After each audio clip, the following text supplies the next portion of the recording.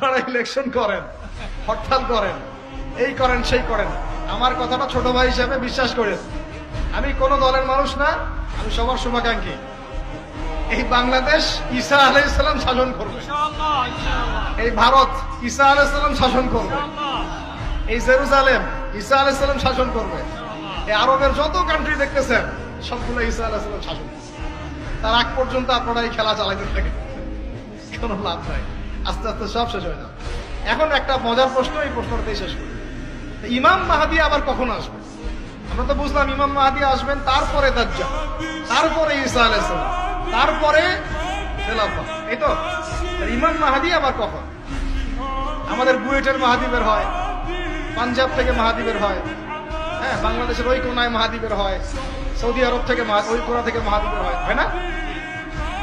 খুব ভালো করে মনে রাখবেন, যতক্ষণ এই বিশ্বে একটা মালহামা না হচ্ছে মাহদী আসছেন না। কথা ক্লিয়ার? এই বিশ্বে যতক্ষণ একটা মালহামা না হচ্ছে মাহদী আসছেন না। তিনি আসবেন ফাতিমা রাদিয়াল্লাহু আনহার বংশ থেকে। এর বংশ, তার আসল নাম মুহাম্মদ। কি নাম? তার নাক উঁচু, নাক একদম উঁচু, খাড়া, কপাল চওড়া, চেহারার গড়নটা আমাদের নবী সাল্লাল্লাহু আলাইহি ওয়াসাল্লাম।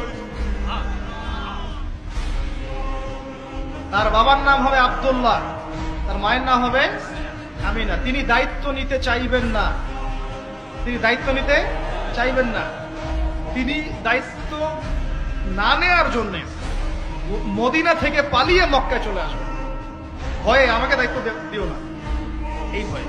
ও তিনি আরবি ভাষায় কথা বলবেন, বাংলা ভাষায় না। এখনকার মাহাদিরা পাঞ্জাবি ভাষায়, বাংলা ভাষায় কথা বলেন, ঠিক আছে? এবং এই কাবা ঘর যেটা আমরা তাওয়াফ করি, এখানে যে হাজারে আসওয়াদ আছে না, আর এই যে হাজারে আসওয়াদ আর মাকাম ইব্রাহিম, এই দুটো জায়গার মাঝামাঝি মানুষ তাকে চিনে ফেলবে, এই তো মাহদী। তার হাতে মানুষ বায়াত নেবে 313 জন। কতজন? ওই তালুত বাহিনীটা 313, বদরও 313, এখানেও 313। এবার শুরু হবে আসল খেলা। এবার প্রথমে ওই আরবেরই একটা গোত্র, বনু কালব। কোন গোত্র? এই বনু কালব এই ইমাম মাহদীর বিরুদ্ধে যুদ্ধ করে, আল মাহদী এই যুদ্ধে জয়লাভ করবেন।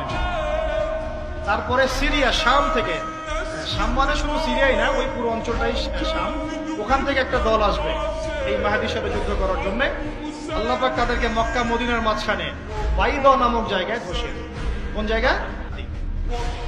কথা বুঝতে পারছি? এরপরে মুসলমানদের আর কোনো পতন নাই, আর পিছনে ফিরে তাকানোর কোনো সুযোগ নাই। মুসলমানরা আর মাথা নিচু করবে না ইনশাল্লাহ কোনোদিনের জন্য। তারপর চলতে থাকবে খালি ইসলামের বিজয় আর বিজয় আর বিজয় আর। আল্লাহু আকবার।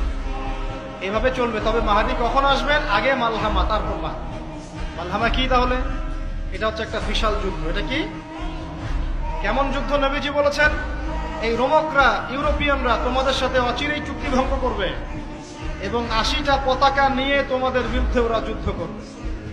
এই মালহামাটা হবে ইরাকের ফোরাত নদীর নিচেই হোক আর পাশেই হোক, আল্লাহ ভালো জানেন। ওখানে সোনার পাহাড়কে কেন্দ্র করে। কি কেন্দ্র করে? এই সোনা মানে সত্যিকারের সোনাও হতে পারে, অথবা তেলও হতে পারে, আল্লাহ ভালো জানেন।